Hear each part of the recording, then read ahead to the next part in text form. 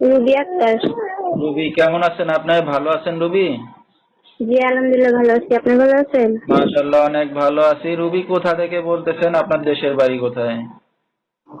দেশের বাড়ি নাই, ছোটবেলা থেকে ঢাকায় জন্ম হয়েছি, ঢাকায় হেমায়তপুর থাকি।